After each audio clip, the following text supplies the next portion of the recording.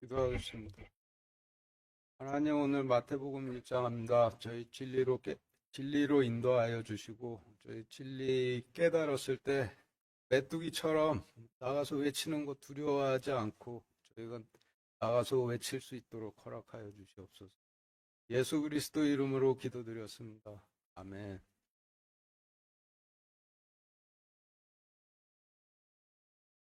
마태복음 1장 1절부터 17절까지 읽겠습니다. 시작. 아브라함의 자손이시요 다윗의 자손이신 예수 그리스도의 세대에 대한 책이라. 아브라함은 이삭을 낳고 이삭은 야곱을 낳고 야곱은 유다와 그의 형제들을 낳고 유다는 다말에게서 베레스와 세라를 낳고 베레스는 헤스론을 낳고 헤스론은 람을 낳고 람은 아미나답을 낳고 아미나답은 나손을 낳고 나손은 살몬을 낳고 살몬은 나압에게서 보아스를 낳고 보아스는 루색에서 오벳을 낳고 오벳은 이셋을 낳고 이셋은 다윗 왕을 낳고 다윗 왕은 우리아의 아내였던 여자에게서 솔로몬을 낳고 솔로몬은 르호보암을 낳고 르호보암은 아비야를 낳고 아비야는 아사를 낳고 아사는 여호사밧을 낳고 여호사밧은 요람을 낳고 요람은 우시야를 낳고 우시야는 요담을 낳고 요담은 아하스를 낳고 아하스는 히스기야를 낳고 히스기야는 므낫셋을 낳고 므낫셋은 아몬을 낳고 아몬은 요시야를 낳고 요시야는 여고니아와 그의 형제들을 낳았는데 그 무렵에 그들이 바빌론으로 끌려가니라. 그들이 바빌론으로 끌려간 뒤에 여고니아는 스알디엘을 낳고 스알디엘은 스룹바벨을 낳고 스룹바벨은 아비웃을 낳고 아비웃은 엘리야김을 낳고 엘리야김은 아소르를 낳고 아소르는 사독을 낳고 사독은 아킴을 낳고 아킴은 엘리웃을 낳고 엘리웃은 엘르아사를 낳고 엘르아사는 mat단을 낳고 mat단은 야곱을 낳고 야곱은 마리아의 남편 요셉을 낳았는데 마리아에게서 그리스도라 하는 예수님이 태어나시니라. 그러므로 아브라함부터 다윗까지의 모든 세대가 14세대요. 다윗부터 바빌론으로 끌려갈 때까지 14세대요. 바빌론으로 끌려간 때부터 그리스도까지 14세대라. 지금 읽으신 말씀 중 17절 말씀의 단어를 정리한 표 1과 같이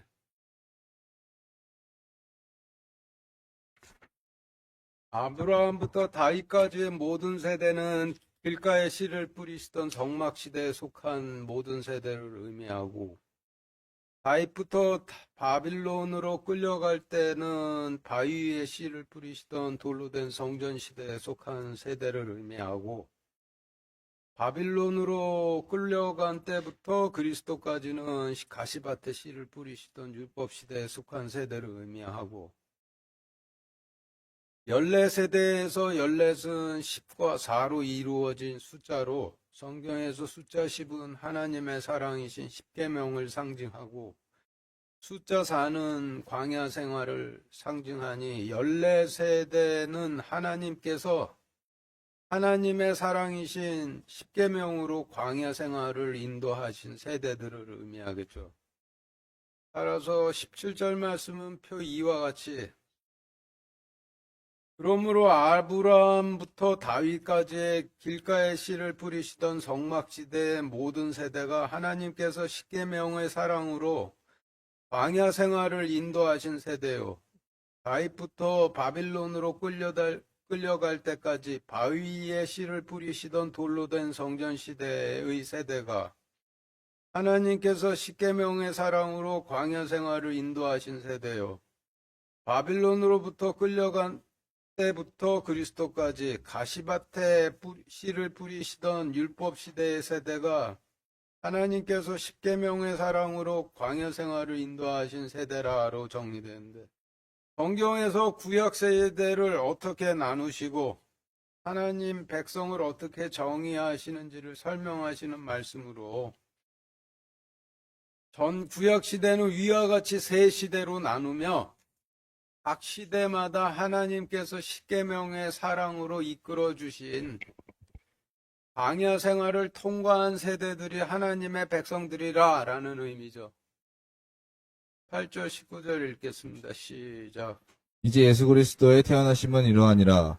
그분의 어머니 마리아가 요셉과 정혼하였을 때에 그들이 함께하기 전에 그녀가 성령님으로 말미암아 아이를 뵌 것이 드러나매 그때 그녀의 남편 요셉은 의로운 사람이므로 그녀를 공개적인 본보기로 삼기를 원치 아니하여 은밀히 그녀를 버리려고 마음먹었으나 지금 읽으신 말씀은 이중 프로스로 기록된 말씀으로 현실 관점에서의 의미는 요셉이 약혼을 하고 한 후 마리아가 이미 임신해 있음을 알았는데 공개적인 본보기로 율법에 따라 돌로 쳐 죽이기를 원치 않아 은밀히 버리려 마음을 먹었다는 말씀이고 영적 관점에서의 의미를 알아보기 위해 단어를 정리한 표시 3과 같은데 성경 말씀은 하나님 관점으로 기록된 말씀이니 하나님께서 어머니를 어떻게 정의하셨는지 알아보기 위해서 마태복음 12장 48, 49절 읽겠습니다. 시작. 때에 한 사람이 그분께 이르되 보소서 선생님의 어머니와 선생님의 형제들이 선생님과 말하기를 바라며 밖에 서 있나이다 하거늘 그분께서 자기에게 말한 사람에게 응답하여 이르시되 누가 내 어머니냐 누가 내 형제들이냐 하시고 손을 내밀어 자기 제자들을 가리켜 이르시되 내 어머니와 내 형제들을 보라. 네, 지금 읽으신 말씀은 주님께서 자신을 통치자로 따르는 백성들을 내 어머니라 하셨다는 말씀이니 하나님 관점으론 주님을 육신적으로 낳은 마리아가 어머니가 아니라 주님을 그리스도로 낳은 백성들이 어머니라는 의미인데 예를 들어 설명하자면은 좌파 유권자들이 이재명 씨를 자신들의 통치자로 믿어 대통령으로 나왔으면은 좌파 유권자들이 이재명 대통령의 어머니가 되는 셈이 되는 거죠. 그리고 마리아의 사전적 의미는 사랑받는 자이니 그분의 어머니 마리아라 하심은 주님을 메시아로 낳을 사랑받는 백성들이라는 의미인데 그분의 어머니가 주님을 메시아로 낳을 사랑받는 백성들을 의미한다면은 전체적인 스토리가 여기서부터 완전히 바뀌어버리게 되는 거죠. 따라서 다윗의 자손 요셉도 다윗의 왕권을 잇고 있는 요셉이라는 의미지만은 성경 말씀에서 남편은 백성을 취해 말씀의 씨를 뿌리는 지도자를 상징하고 아내는 약속의 씨를 뿌릴 자에게 취해져 말씀의 씨가 뿌려질 백성들을 상징을 하니 요셉도 메시아를 낳을 백성들을 취해 말씀의 씨를 뿌릴 지도자들을 의미하겠죠.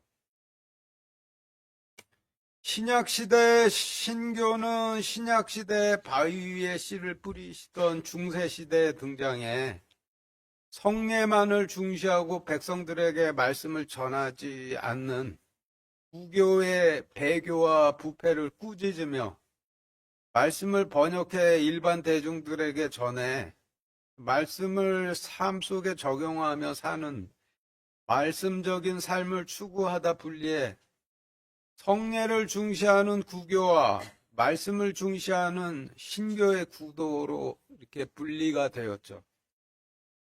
구약시대 말에도 제사만을 중시하는 제사장들이 이끄는 구교와 율법을 중시하는 바리새인들이 이끄는 신교의 구도로 분리되어 있었는데 역사 기록을 보면은 바리새인들의 시작도 신약시대와 마찬가지로 제사만을 중시하며 백성들에게 율법을 전하지 않는 제사장들의 배교와 부패를 꾸짖으며 율법을 일본 백성들에게 전해 율법을 삶 속에 적용하며 사는 율법적인 삶을 추구하다 구교로부터 분리되었다 하니 구약시대의 제사를 중시하는 제사장들과 율법을 중시하는 바리새인들의 구도와 분리 원인과 신약시대의 성례를 중시하는 구교와 말씀을 중시하는 신교의 구도와 분리 원인이 동일하죠.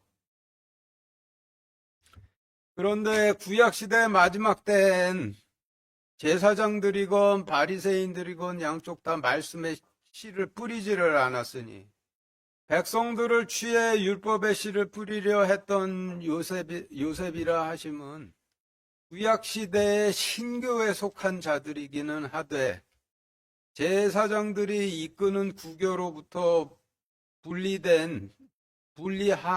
분리하던 초기의 신교의 말씀에 충성하는 성질을 그대로 유지해 하나님께서 다윗에게 맡기셨던 하나님 왕국의 통치권을 실질적으로 잇고 있는 자들로 간단히 정의한다면은 구약시대의 청교도들이라 할 수 있는데 역사 자료를 찾아보면 당시에도 에세네파 공동체나 쿨람 공동체라 불리는 광야로가 율법을 생활에 적용해 사는 율법적인 삶을 추구하던 공동체들이 존재했다 하니 이런 공동체의 지도자들이 요셉이라 할 수가 있겠죠.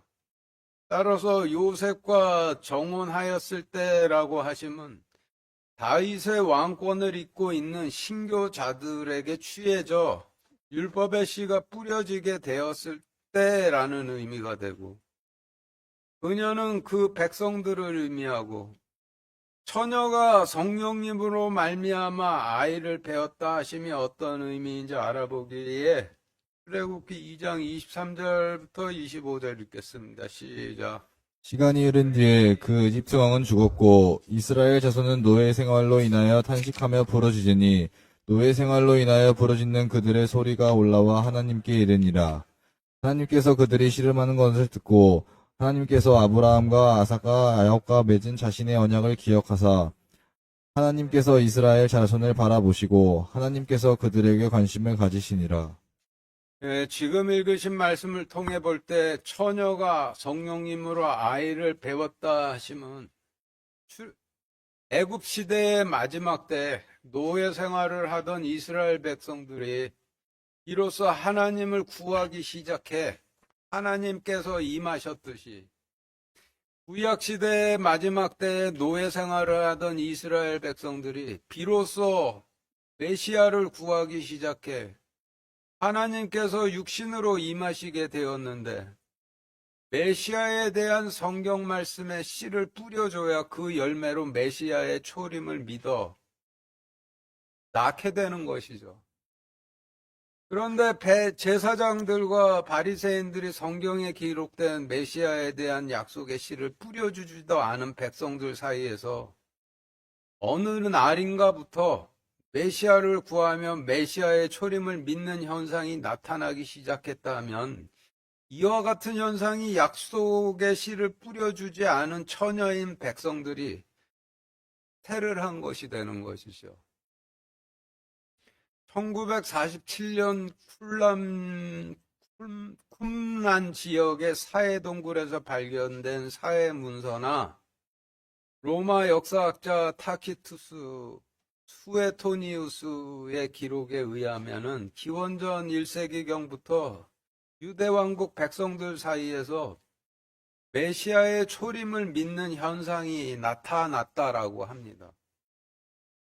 제사장들이나 바리새인들은 분명 백성들에게 메시아에 대한 말씀의 씨뿐만 아니라 율법의 씨도 뿌려준 적이 없으나 기원전 1세기 어느 날인가부터 백성들 사이에서 메시아의 초림을 믿는 현상이 나타났는데 씨 없는 열매란 없으니 당시에는 그 현상을 설명할 길이 없었지만은 마태복음 1장 18절 말씀에 의하면은 그 원인이 성령님으로 인함이었다라는 의미가 되는 것이죠.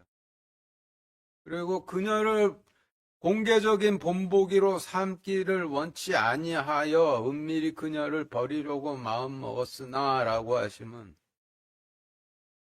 다윗의 왕권을 잇고 있던 신교 지도자들이 하나님의 사랑을 받는 백성들을 취해 율법의 씨를 뿌리려 했으나 근본도 불분명한 이상한 씨로 이미 메시아의 초림에 대한 믿음을 가지고 있음이 드러났다면은 지금도 주님의 재림을 믿는 사람들을 종말론자라 여기는 경향이 있는데 메시아의 초림에 대한 약속에는 전혀 관심이 없고 오로지 율법으로 백성들을 노예 삼으려고만 했던 당시 사람들로 봤을 때는 당연히 이단으로 보였겠죠.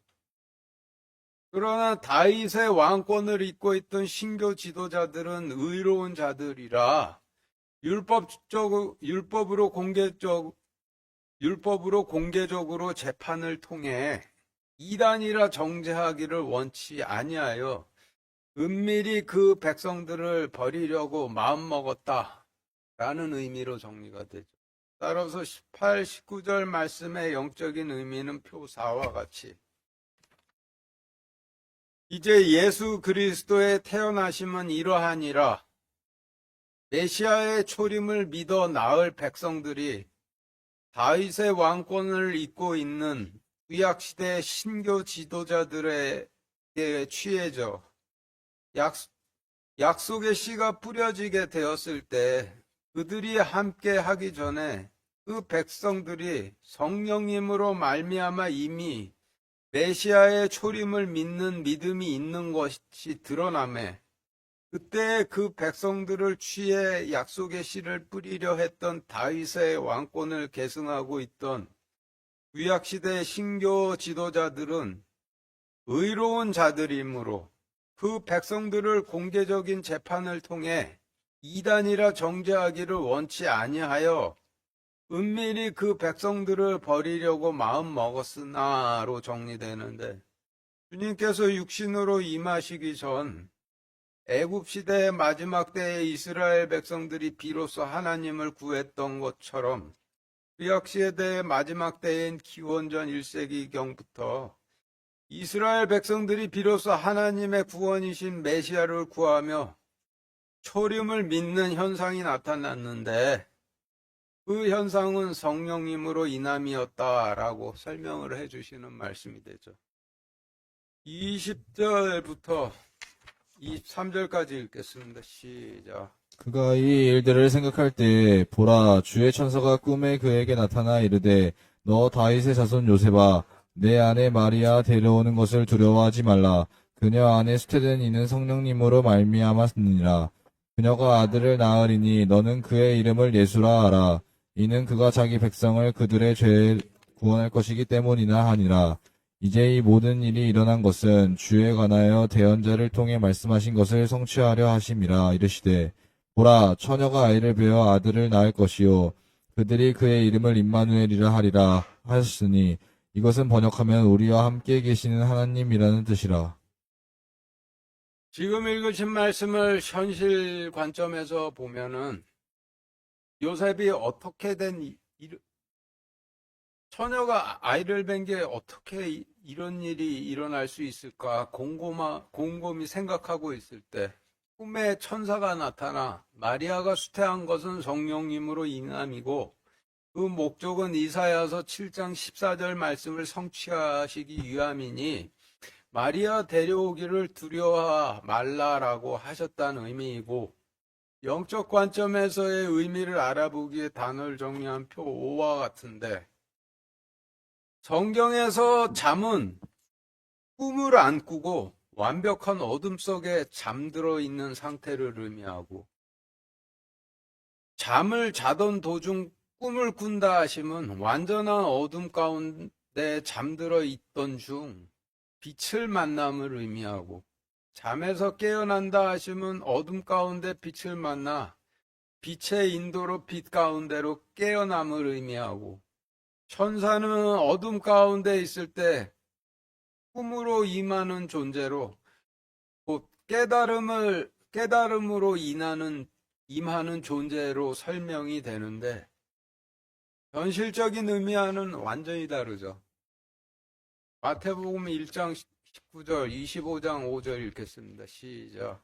때에 그녀의 남편 요셉은 의로운 사람이므로 그녀를 공개적인 본보기로 삼기를 원치 아니하여 은밀히 그녀를 버리려고 마음먹었으나 신랑이 더디오므로 그들이 다 졸다가 잠들었는데 지금 읽으신 말씀에서 잠을 잔다 하시면 성경 말씀의 성취를 전혀 깨닫지 못함을 잠을 잔다라 하시는 것인데, 요세프의 경우에는 메시아의 초림에 대한 말씀이 성취되고 있음을 깨닫지 못하는 어둠 속에 있음을 잠을 잔다 하시는 것이고,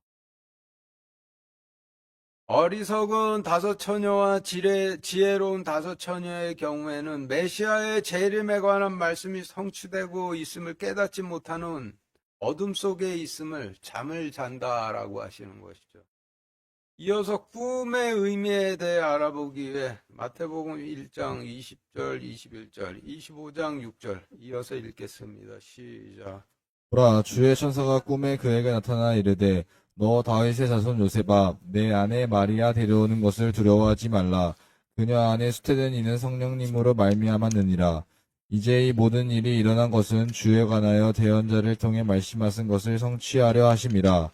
보라, 신랑이 오는도다. 너희는 그를 맞으러 나오라 하니라. 마태복음 1장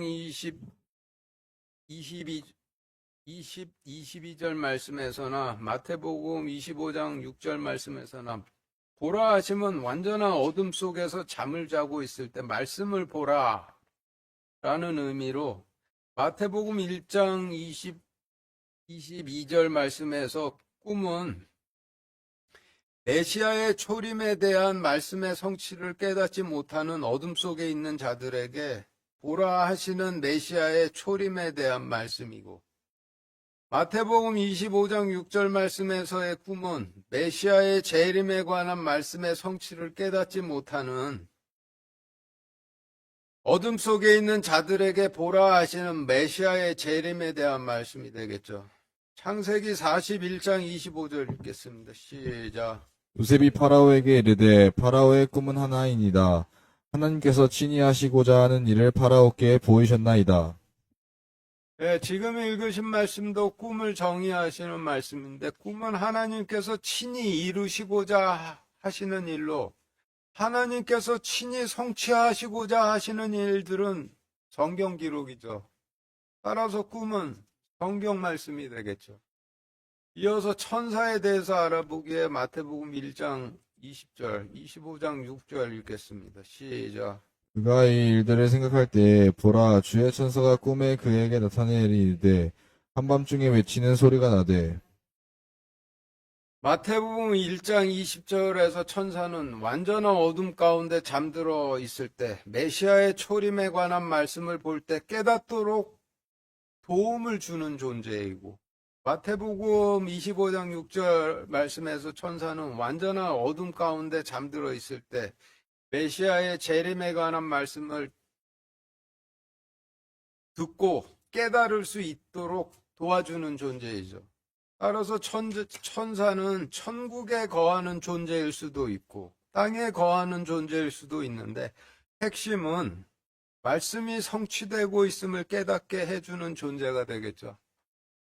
이어서 잠에서 깨어남에 대해 알아보기 위해 마태복음 1장 24절, 마태복음 25장 7절 읽겠습니다. 시작. 이에 요셉이 잠에서 깨어 일어나 주의 천사가 자기에게 지시한 대로 행하여 자기 아내를 데려오고, 이에 그 처녀들이 다 일어나 자기 등불을 손질할 때에.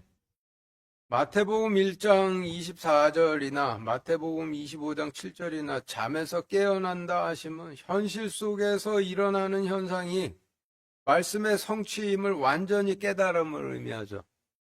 이어서 다윗의 자손 요세바라고 하시면 다윗의 왕권을 잇고 있는 구약시대 신교 지도자들아 라는 의미이고, 내 아내 마리아라 하시면 내가 약속의 씨를 뿌릴 백성들을 의미하고, 아들을 낳으리니 라고 하시면 모든 구약시대 백성들의 장자이신 그리스도를 낳으리니 라는 의미이고, 자기 백성들은 1절부터 16절 말씀에 기록된 세 시대로 나누시는 전 구약시대 동안 십계명의 사랑으로 광야 생활을 이끄셨던 백성들을 의미하고, 대언자는 대언자 이사야를 의미하고, 대언자를 통해 말씀하신 것은 대언자 이사야를 통해 말씀하신 이사야서 7장을 의미하는데 이사야서 7장 1절부터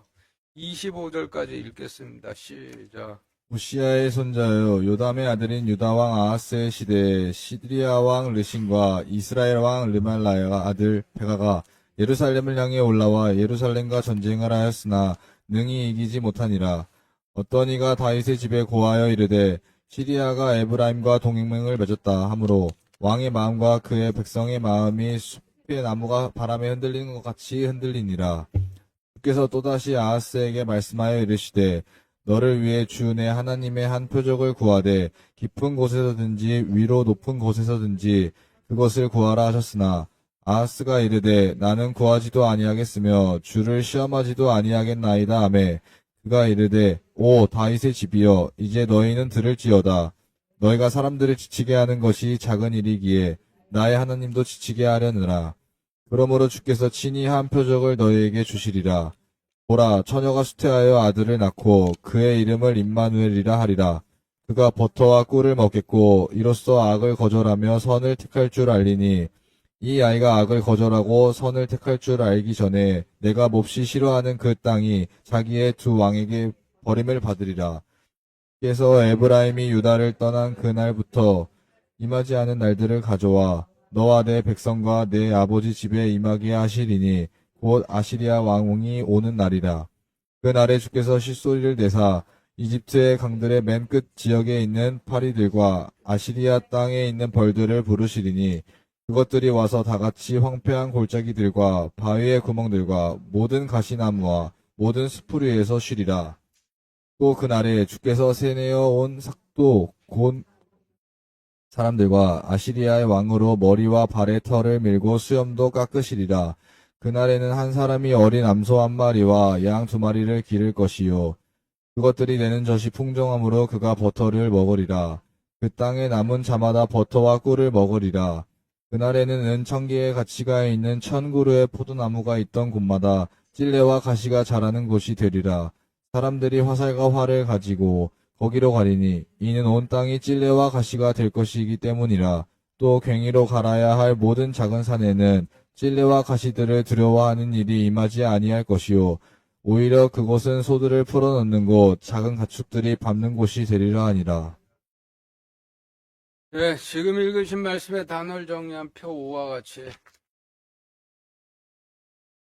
1절 말씀에서 우시야의 손자여 요담의 아들인 유다왕 아하스 시대에 시리아 왕 르신과 이스라엘 왕 르말랴의 아들 베가가 이스라엘을 향해 올라와 예루살렘을 향해 올라와 예루살렘과 전쟁을 하였으나 능히 이기지 못하느니라 라고 하심을 요약하면 아하스 시대에 북이스라엘과 시리아가 동맹을 맺어 남유다 왕국과 전쟁을 하였으나 능히 이기지 못하니라 라는 의미이고 시리아가 에브라임과 동맹을 맺었다 함으로 라고 하시면 에브라임이 형제인 유다 왕국을 배신하고 시리아와 동맹을 맺었다 함으로 라는 의미인데 이사야서 7장에서 남유다 왕국의 상황이 주님께서 육신으로 임하셨을 때의 하나님 왕국의 상황과 유사하죠. 하나님 율법의 통치를 받는 하나님 왕국이 황금소를 숭배하는 제사장들과 이방인들인 로마인들에게 침략을 당하던 중 바리새인들에게까지 배반을 당해 침략을 당하고 있었죠. 그리고 아하스에게 말씀하여 이르시되라고 하시면 북이스라엘 시리아 동맹군의 침략과 에브라임의 배신으로 포위돼 두려움에 떨고 있는 남유다 왕국의 아하스에게 말씀하여 이르시되라는 의미이고 성경 말씀에서 하나님께 구하라 그리하면 무엇이든지 주리라 라고 하시면 구원을 구하라 그리하면 영원한 생명이라도 주리라 라는 의미죠. 따라서 너를 위해 주 내 하나님의 한 표적을 구하되 라고 하시면 너와 유대 왕국의 구원을 위해 주 내 하나님의 한 표적을 구하되라는 의미이고, 유대왕 아하스가 나는 구하지도 아니하겠으며 주를 시험하지도 아니하겠나이다 라고 하매라고 함은, 유대왕 아하스가 나는 구하지도 아니하겠으며 주를 시험하지도 아니하겠나이다 라고 하나님을 경외하듯 말하며 아시리아 왕에게 구원을 구했다라는 의미인데, 열왕기하 16장 7절, 역대기하 28장 21절 읽겠습니다. 시작. 이에 아하스가 아시리아 왕 디글라 빌레셀에게 사자들을 보내어 이르되 나는 왕의 신하여 왕의 아들이나이다. 시리아 왕과 이스라엘 왕이 일어나 나를 치니 올라와서 나를 그들의 손에서 구원하소서 하고, 아하스가 주의 집과 왕의 집과 통치자들에게서 일부를 취하여 아시리아 왕에게 주었으나 그가 아하스를 돕지 아니하였더라. 지금 읽으신 말씀은 하나님께서 이사야를 통해 유다 왕 아하스에게 구원을 베풀어 주겠으니 구원의 표적을 구하라 명하셨으나 그가 구하기를 거절하고 아시리아 왕을 찾아가 나는 하나님의 종이 아니라 당신의 종이고 하나님의 아들이 아니라 당신의 아들이니 당신이 구원을 해달라 구했다는 말씀이죠. 그리고 그가 이르되라고 하시면 하나님의 명령을 전한 이사야가 아하스에게 이르되라는 의미이고, 다윗의 집이여라고 하시면 다윗에게 맡기셨던 하나님 왕국의 통치자들이여라는 의미이고, 사람을 지치게 하는 것이라 하시면 주님의 대언자들을 지치게 하는 것을 의미하고, 그러므로라고 하시면 너희가 하나님께 구원을 구하지 아니함으로라는 의미이고, 한 표적은 한 구원의 표적을 의미하고, 보라 하시면 마태복음 1장 23절에 기록된 보라 처녀가 아이를 베어 아들을 낳을 것이요 그들이 그의 이름을 임마누엘이라 하리라 하셨으니 이것을 번역하면 우리와 함께 계시는 하나님이라는 뜻이라 하신 말씀을 보라 하시는 의미이고, 버터는 소의 젖인 우유 지방으로 만든 기름으로, 성경에서 기름은 왕을 삼을 때 충성을 바치겠습니다라는 의미로 왕의 머리에 붓는 것이니, 유지방인 버터는 충성심을 상징하고 꿀은 달콤한 사랑을 상징하겠죠. 따라서 그가 버터와 꿀을 먹겠고라고 하시면 하나님 왕국에 남아있는 백성들이 바치는 충성심과 사랑을 받으실 것이라는 의미이고, 이로써 악을 거절하며 선을 선택할 줄 알리니라고 하시면 이후에 십자가에서 악에 속한 백성들을 심판하고 선에 속한 백성들을 구원할 줄을 아시리니라는 의미인데, 창세기 22장 6절 7절 읽겠습니다. 시작. 아브라함이 번제 건물에 쓸 나무를 취하여 자기 아들 이삭에게 지게 하고 자기는 불과 칼을 손에 들고 그들 두 사람이 함께 가더라. 이삭이 자기 아버지 아브라함에게 말하여 이르되 내 아버지여 하니 그가 이르되 내 아들아 내가 여기 있노라 하매 이삭이 이르되 불과 나무를 보시거니와 번제 건물로 쓸 어린 양이 어디 있나이까 하니, 창세기 말씀에서 이삭은 주님을 상징하고 있으니 어린 이삭이 제단이 설 곳을 향해 가며 모든 것이 다 준비되었는데 어린 양은 어디 있나이까 라고 의아해함은, 주님께서 육신으로 임하셔 초기에는 자신이 십자가 제단에 바쳐질 어린 양이심을 모르실 것을 설명하시는 말씀이죠. 따라서 악을 거절하며 선을 선택할 줄을 알리니라고 하시면, 주님께서 육신으로 임하셔 아직 어린 나이셨을 때에는 자신께서 십자가 제단에 바쳐질 어린 양이심을 모르시나 이후에 십자가에서 악에 속한 백성들을 심판하고 선에 속한 백성들을 구원할 줄을 아시게 되시리니라는 의미이고, 내가 몹시 싫어하는 그 땅이라 하심은 하나님의 구원은 사양하고 아시리아 왕을 찾아 구원을 구한 유대왕 아하스가 몹시 싫어하는 땅이란 의미로, 이런 자가 몹시 싫어하는 땅은 하나님 율법의 통치를 받는 하나님 왕국 땅이 되겠죠.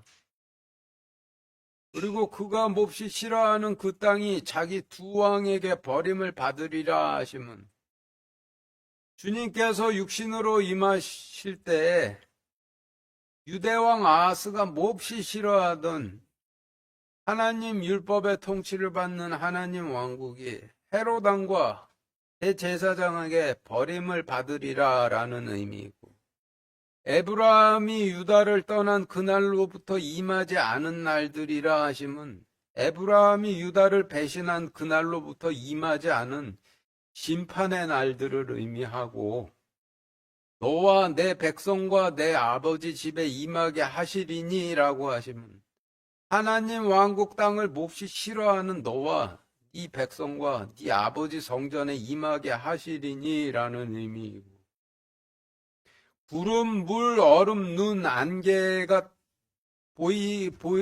보이기에는 다르게 보이지만 화학에서는 전부 H2O라는 본질로 설명을 하듯이 성경에서도 만물을 영적인 본질로 설명을 하시죠.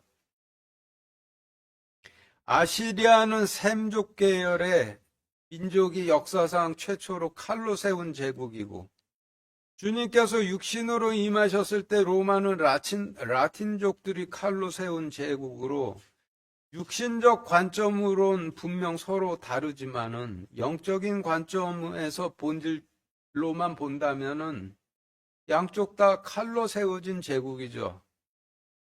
따라서 곧 아시리아 왕이 오는 날이니라라고 하시면 칼로 세운 제국의 왕이 오는 날이니라라는 의미인데, 이사야서 7장 말씀은 주님께서 육신으로 임하실 때를 설명하신 말씀이고, 성경 말씀은 본질로 설명을 하시고, 주님께서 육신으로 임하셨을 때는 로마가 칼로 세워진 제국이었으니 아시리아 왕이 오는 날이니라라고 하시면 로마 제국 통치자가 오는 날이니라로 설명이 되죠.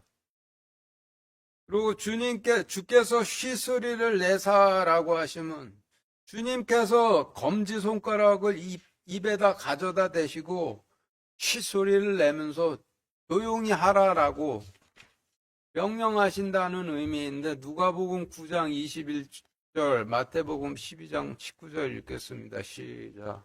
분께서 그들에게 엄히 명하사 아무에게도 그것을 말하지 말라고 명령하시고 그는 다투지 아니하며 외치지 아니하리니 아무도 거리에서 그의 목소리를 듣지 못하리라. 네, 지금 읽으신 말씀을 통해 볼 때 검지손가락을 입에다가 대시고 쉿소리를 내사라고 하시면 주님께서 육신으로 임하셔 아무에게도 말하지 말라 명령하시고 다투지도 외치지도 아니하심으로 아무도 그분의 목소리를 듣지 못하도록 하실 것이라는 의미이고, 이집트는 우상 숭배를 하는 곳을 상징하고 강물은 씻기시는 하나님의 의를 의미하지만은 이집트 강물은 물이 피로 변해 썩어버린 물로 썩어버린 하나님의 의를 상징을 하니, 당시 유대인들이 우린 할례와 대속 건물로 의로워졌으니 영혼의 구원을 위한 메시아가 필요 없다 함을 의미하죠. 그리고 파리들은 피로 변한 썩어버린 이집트 강물이라 하신 썩어버린 하나님 의로부터 나온 부정한 자들을 의미하고, 메뚜기는 광야에서 가나안 땅의 이방 족속들이 두려워 가나안 땅으로 들어가지 않겠다 불순종하던 백성들을 의미하니, 반대로 벌은 창과 같은 침으로 찌르며 공격하는 맹렬한 군사들을 의미하되 아시리아는 로마를 상징하니 아시리아 벌은 로마 군사들을 의미하겠죠. 여호수아 24장 12절을 읽겠습니다. 시작. 내가 말벌을 너희 앞에 보내어 그들 곧 아모리 족속의 두 왕을 너희 앞에서 쫓아내게 하였나니 이것은 너희 칼이나 너희 활로 한 것이 아니니라. 지금 읽으신 말씀에서 벌은 창과 같은 침으로 이방족 속의 두 왕을 쫓아내는 맹렬한 존재인데 성경에서 두 왕은 거의 99% 왕과 대제사장을 상징하니 벌은 주님께서 육신으로 임하셨을 때 창으로 유대 왕과 대제사장을 쫓아내고 자신들이 통치력을 차지한 로마 제국의 군사들을 상징하겠죠. 그리고 황폐한 골짜기라 하심은 하나님 심판의 물에 잠기는 낮은 골짜기가 되어버린 과거에는 높았던 가나안 땅을 의미하고 바위는 돌로 지은 가증한 성전을 의미하고 가시는 가시나무의 열매로 찌르는 율법을 상징하고 성경에서 나무는 제단을 상징하니 가시나무는 찌르는 율법을 열매로 맺는 제단을 의미하고 숲풀은 갈대 숲풀을 의미하고 갈대는 말씀을 팔아먹어 통치권을 상실해 오그라든 제사장들의 지팡이를 상징하니 숲풀은 주님께서 주신 통치력을 상실해 오그라든 제사장들이 들고 있는 수많은 갈대 지팡이를 의미하고 강 건너 사람들의 의미를 알아보기 위해 마태복음 2장 1절부터 3절까지 읽겠습니다. 시작. 이제 헤롯 왕 시대에 예수님께서 유대의 베들레헴에서 태어나심에 보라 동쪽으로부터 지혜자들이 예루살렘에 와서 이르되 유대인들의 왕으로 태어나신 분이 어디 계시나 우리가 동쪽에서 그분의 별을 보고 그분께 경배하러 왔노라 하니 헤롯 왕이 이 일들에 대하여 듣고 그와 또 그와 함께 온 예루살렘이 소동하더라. 지금 읽으신 말씀에서 동쪽으로부터 온 지혜자들이 헤롯 왕과 대제사장을 꾸짖은 강 건너 사람들의 예인이 이런 사람들을 무수히 많이 보낼 것이라는 의미죠.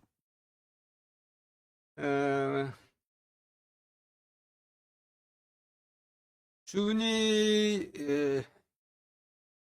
헤롯 때 전 로마 제국과 파르티아로부터 요세푸스의 기록에 의하면 한 200만 정도의 외국인들이 예루살렘으로 경배를 드리러 와서 헤롯이 그 성전을 재건축할 때 그들을 위해서 이방인들의 뜰을 만들었다라고 전해지는데 그 많은 사람들이 여기에서 지혜자들은 그 많은 사람들을 상징을 하고 있겠죠.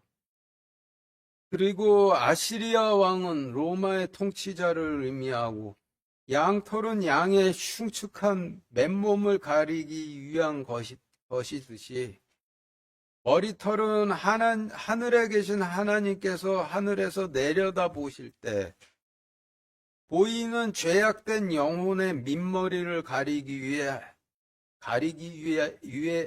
가리라고 주신 하나님의 의로 제사를 의미하고 발털은 하나님 왕국을 향해 걸을 때 보이는 불순종하는 영혼의 민발을 가리기 위한 하나님의 의로 하나님 왕국을 향해 걸으며 동행하라고 주신 율법을 의미하고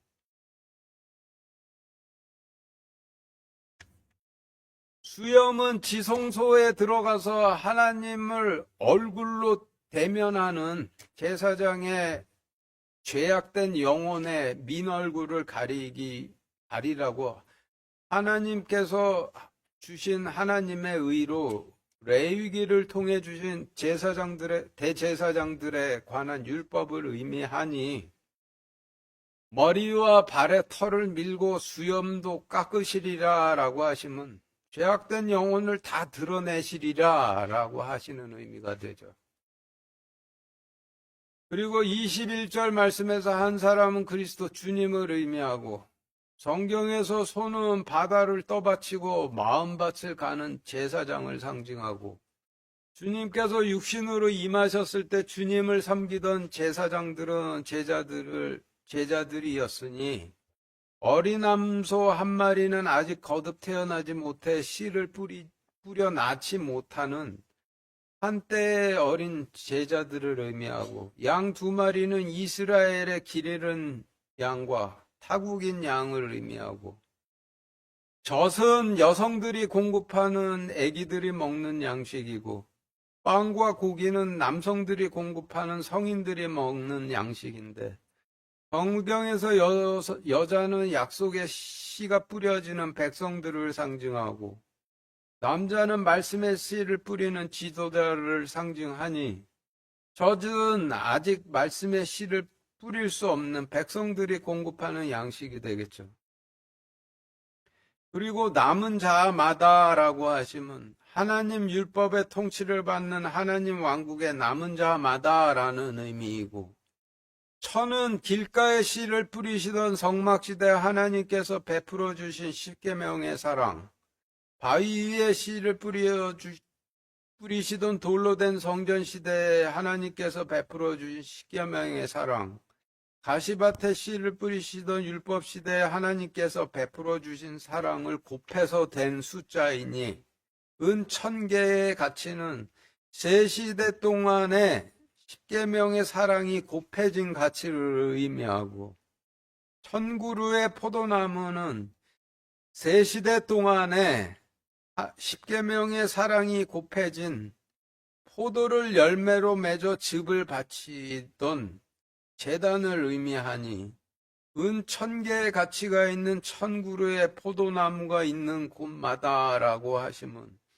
세 시대 동안의 십계명의 사랑이 곱해진 가치가 있는, 세 시대 동안의 십계명의 사랑이 곱해져 포도를 열매로 맺어 즙을 바치던 제단이 있는 성전을 의미하고, 찔레와 가시는 핥히고 찌르는 열매로 핥히고 찌르는 율법을 의미하니, 찔레와 가시가 자라는 곳이 되리라 라고 하시면, 핥히고 찌르는 율법이 자라는 황폐한 성전이 되리라 라는 의미가 되고, 화살과 활은 하나님 심판의 물에 잠긴 성전 제단에 대속 헌물을 바칠 수가 없어 광야로 나가 대속 헌물을 사냥에 바치기 위한 화살과 활을 의미하니, 사람들이 화살과 활을 가지고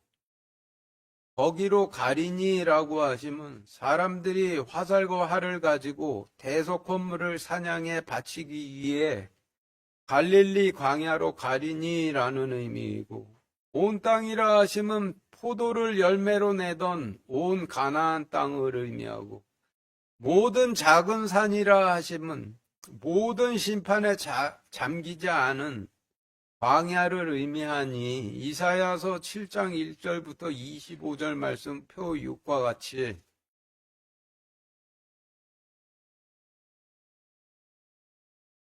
아하스 시대에 시리아와 북이스라엘이 동맹을 맺어 남유다 왕국과 전쟁을 하였으나 능히 이기지 못하니라. 어떤 이가 다윗에게 맡기셨던 하나님 왕국의 통치자들에게 고하여 이르되, 시리아가 우리를 배반한 에브라임과 동맹을 맺었다 하므로 왕의 마음과 백성들의 마음이 숲의 나무가 바람에 흔들리는 것 같이 흔들리니라. 주께서 또 다시 아하스에게 말씀하여 이르시되, 너와 남유다 왕국의 구원을 위해 주 내 하나님의 한 구원의 표적을 구하되, 네가 심판의 물에 잠겨 있든지 심판의 물에 잠기지 않은 높은 마른 땅에 있든지 그것을 구하라 하였으나, 아하스가 이르되, 나는 구하지도 아니하겠으며 주를 시험하지도 아니하겠나이다 하며 하나님을 경외하듯 말하며, 아시리아 왕에게 찾아가 구원을 구하매 예언자 이사야가 이르되 오 다윗에게 맡기신 하나님 왕국의 통치자들이여 이제 너희는 들을지어다.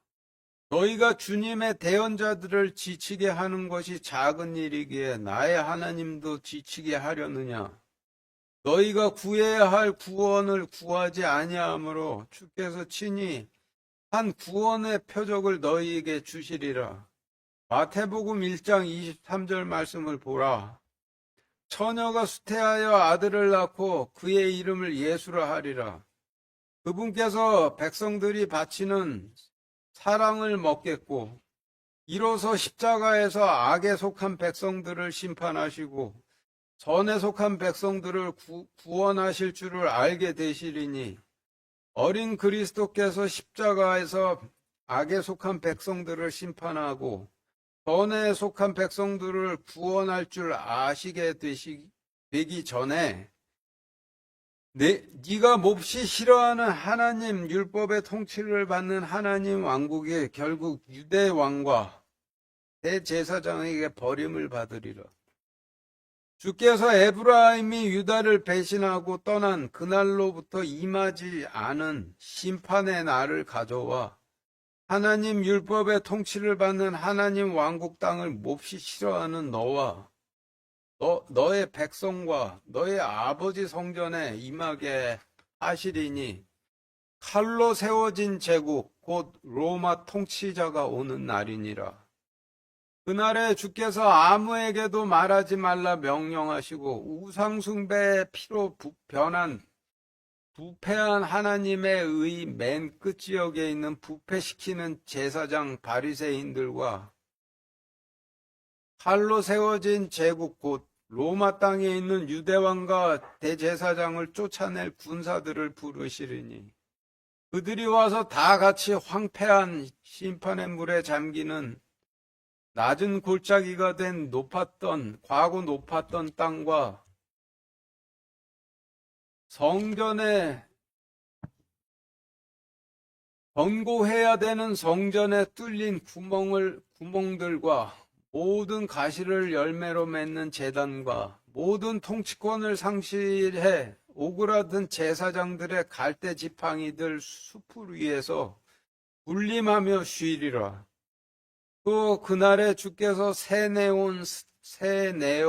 내어온 삭도 곧 마태복음 2장에서 강 건너 동쪽에서 경배하러 온 지도자들과 로마 통치자로 하늘에 계신 하나님께서 내려다 보실 때 보이는 백성들의 죄악된 영혼의 민머리를 가리기 위한 하나님의 의인 제사와 하나님 왕국을 향해 걸을 때 보이는 죄악된 영혼의 민발을 가리라고 주신 하나님의 의인 율법을 제거하시고 지성소에서 하나님을 얼굴로 대면하는 대제사장의 죄악된 영혼의 민 얼굴을 가리기 위한 하나님의 의인 대제사장에 관한 율법을 제거하셔 죄악된 벌거벗은 영혼들을 그대로 다 드러내시리라.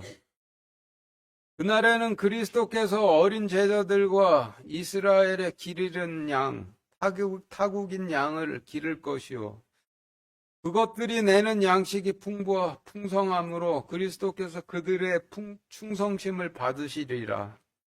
하나님 왕국 땅에 남은 자마다 21절 말씀에 어린 암소와 2마리 양이 내는 충성심과 사랑을 먹으리라. 그 날에는 새 시대 10계명이 사랑이 곱해진 가치가 있는 새 시대의 10계명의 사랑이 곱해진 포도를 열매로 맺어 즙을 바치던 제단이 있던 성전이 핥히고 찌르는 율법이 자라는 황폐한 성전이 되리라.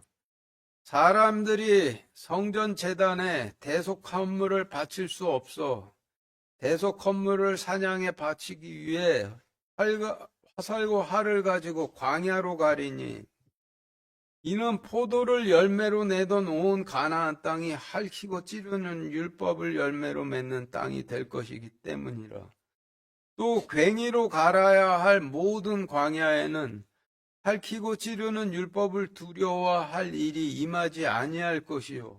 오히려 그곳은 제사장들인 제자들을 풀어놓는 곳, 이스라엘의 길 잃은 어린 양들과 타국인 양들이 밟는 마른 땅이 되리라 하니라로 정리되는데, 마리아라 부르시는 백성들이 메시아의 초림을 소망하여 믿는 현상이 나타남은 지금 설명드린 주님 오시기 700년 전 700년 전 주신 이사야서 7장 말씀이 성취되기 위함이라 라는 의미가 되죠. 다시 표 8로 돌아가. 보라 하시면 이사야서 7장 14절 말씀을 보라 하시는 의미이고, 처녀는 제사장들과 바리새인들이 약속의 씨를 뿌려주지 않은 백성들을 의미하고, 아이를 배어라고 하시면 성령님으로 잉태하여라는 의미이고, 임마누엘이라 하리라 하시면 예수라 하리라 라는 의미이니 마태복음 1장 20절부터 23절 말씀의 영적인 의미는 표 7과 같이, 그들이 이 일들을 생각할 때 이사야서 7장 14절 말씀을 보라. 하나님께서 보내신 자가 말씀을 통해 그들에게 이르되, 너희 다윗의 왕권을 잇고 있는 구약시대의 신교 지도자들아, 너희가 말씀의 씨를 뿌릴 백성들 취하는 것을 두려워하지 말라. 메시아의 초림을 믿는 그 백성들 안에 수태된 이는 성령님으로 말미암았느니라. 그 사랑받는 이스라엘 백성들이 모든 백성들의 장자이신 메시아를 낳으리니 너희는 그의 이름을 예수라 하라.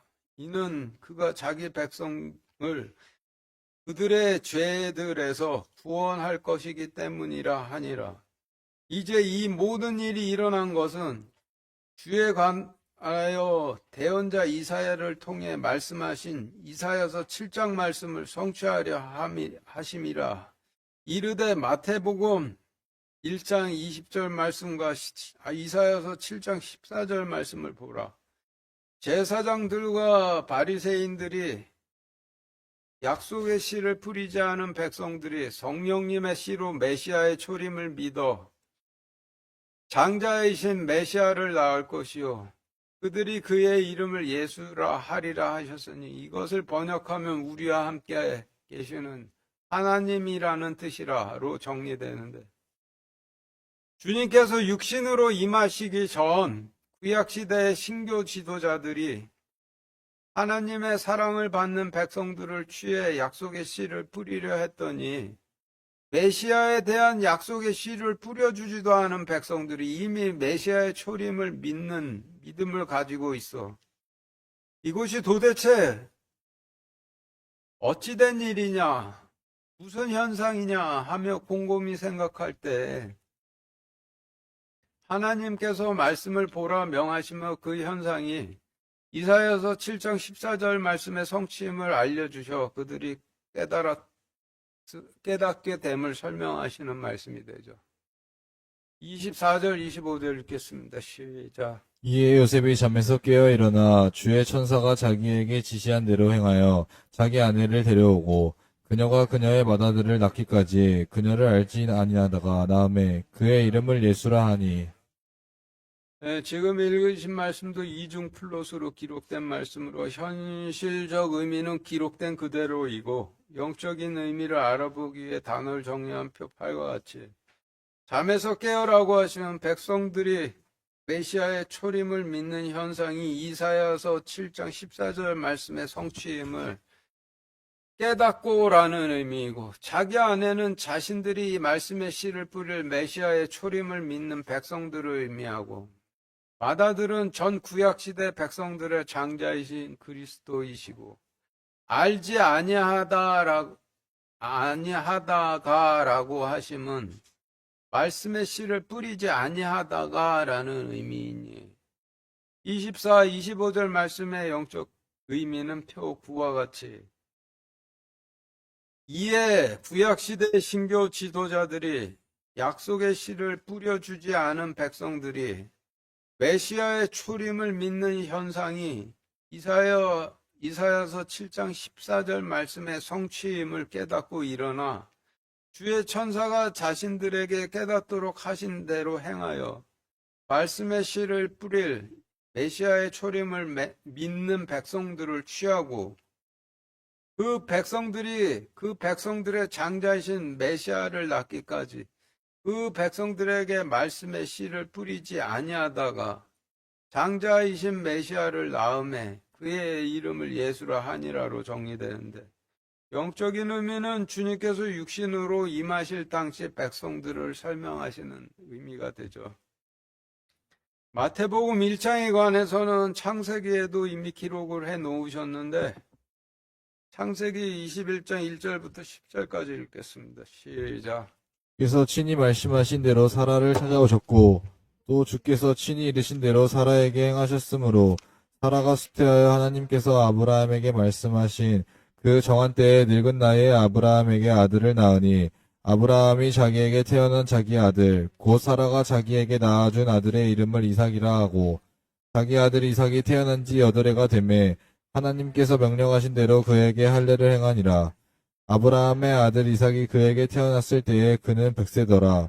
사라가 이르되 하나님께서 나로 하여금 웃게 하셨으니 그러므로 듣는 자가 다 나와 함께 웃으리로다 하고 또 이르되 사라가 아이들에게 젖을 주고 누가 아브라함에게 말하였으리요 내가 늙은 나이에 아브라함에게 아들을 낳았도다 하니라. 아이가 자라매 젖을 떼고 이삭이 젖을 떼던 바로 그날에 아브라함이 큰 잔치를 베풀었더라. 사라가 보니 이집트 사람 하갈의 아들 곧 그녀가 아브라함에게 낳아준 아들이 이삭을 희롱하더라. 그러므로 그녀가 아브라함에게 이르되 이 노예 여자와 그녀의 아들을 내쫓으소서. 이 노예 여자의 아들은 내 아들 곧 이삭과 함께 상속자가 될 수 없나이다 하매 자기 아들로 인하여 이 일이 아브라함의 눈앞에 큰 금신거리가 되니라.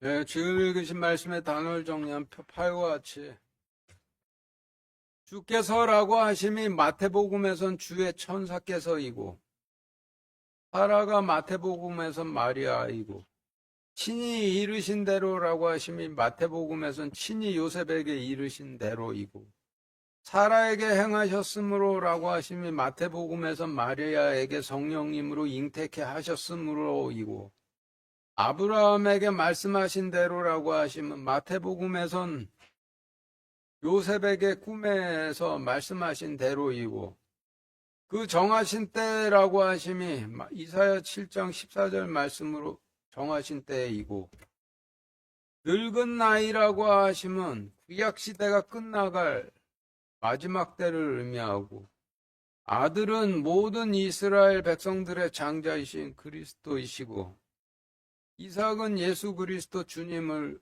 상징하고 태어난 지 8해가 되매 하나님께서 명령하신 대로 그에게 할례를 행하니라 라고 하시면 누가복음 2장 22절 말씀으로 성취됨을 의미하는데 누가복음 2장 21절 읽겠습니다. 시작. 아이에게 할례를 행하기 위해 8해가 찼을 때 그들이 그의 이름을 예수라 하니라. 그것은 그분께서 태 속에 수태되기 전에 천사가 알려준 이름이더라. 이어서 마태복음 1장 에도 족보가 나오고 누가복음에도 족보가 나오는데 누가복음 3장에도 족보가 나오는데 양쪽이 완전히 다르죠. 누가복음 3장은 영적인 족보이기 때문인데 누가복음 3장에 기록된 족보에 의하면은 요셉은 구약시대 바위에 씨를 뿌리시던 시대에 등장해 주님께서 임하셔 백성들을 먹이기 시작하시기 전인 가시밭에 씨를 뿌리시던 시대까지 2시대 동안 율법을 섬긴 자로 족보에서 설명이 되니 백세라 하심은 요셉이라 하시는 구약시대의 왕권을 잇고 있는 자들이 2시대 동안 10계명의 사랑이 곱해진 사랑으로 살아왔음을 의미하죠.